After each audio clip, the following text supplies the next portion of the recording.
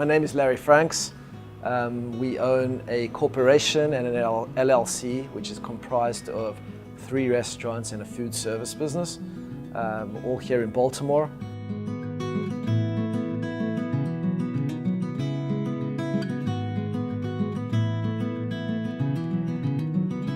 I left South Africa when I was 19. That was still the midst of apartheid, and my parents decided that my parents have got 3 children. I have a brother and a sister, and at that point, white boys were conscripted into the army. And my parents decided that they didn't want their sons to go into the South African army because of apartheid. And so they figured that if I graduated from college and then my brother did, we'd end up in different countries, which has happened to a lot of South African families. So they decided after my brother matriculated from high school, he's a year younger than me, we would all pick up and move to one country at the same time, and that ended up being America, and we lived in Irvine, California. I arrived in California age 19. I went straight into a community college. I then transferred to the University of Nevada in Las Vegas, UNLV, and I graduated with a BS in Hotel and Restaurant Administration. I always emphasized the food service and restaurant part of it. I wrote my GMAT exams and I applied to a couple of schools, and I decided I was going to go to UC Riverside.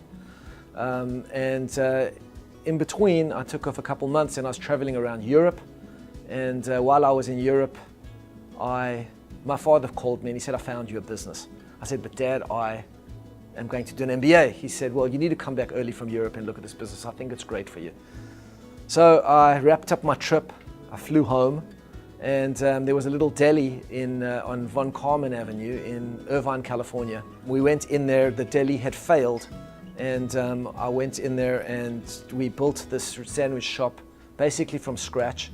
Became very successful. We built a corporate catering business out of there where we had 7 vans which we owned, running around to law firms and mostly law firms and other corporate offices, dropping off sandwich platters and deli trays. And we had developed a line of hot foods, whether it be roast chicken or teriyaki chicken. We'd drop off a meal for 20 people, and then we'd go back later, pick up all of our equipment and hopefully do it again for them. And we developed these relationships, and we had developed a huge corporate catering business. But we found that we were very strong in the field of these delis, little sandwich shops. We have a child who has Asperger's syndrome, and when he was 3 years old, we lived in Irvine, California. The Irvine School District told us that he'd never talk, he would never be able to ride a bus, he would never have any friends, and that was their first mistake. You never tell a Jewish mother that their child can't do something. So thereby began the fight with the Irvine School District, and we could see we weren't going anywhere.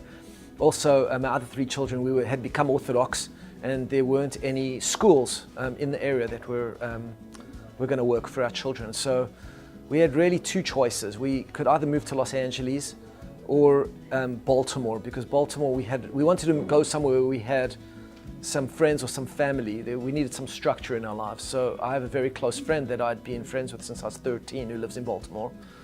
And we had visited before, and we came out here again, and we decided that Los Angeles would be somewhat unaffordable for a growing family. It's not an easy place to live.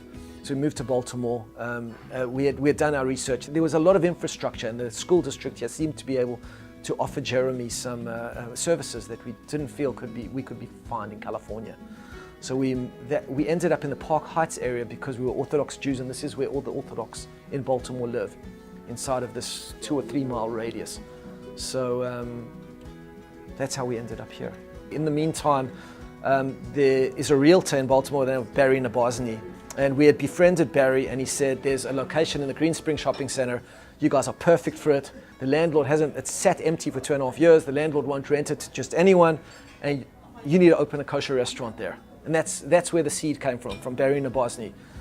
So we walked in, we liked what we saw, we met with the landlord. The landlord said that you have to, they weren't very keen on the idea because they will only lease to a tenant who would be open on Shabbat, on the Sabbath. That was part of their lease. And so they had spoken to other Orthodox Jews before, but nothing had come of them. But they spoke to us anyway, and they did some research. They called us up and they said, "We would love for you to be our tenant." So there began the chapter in our lives of Accents Grill.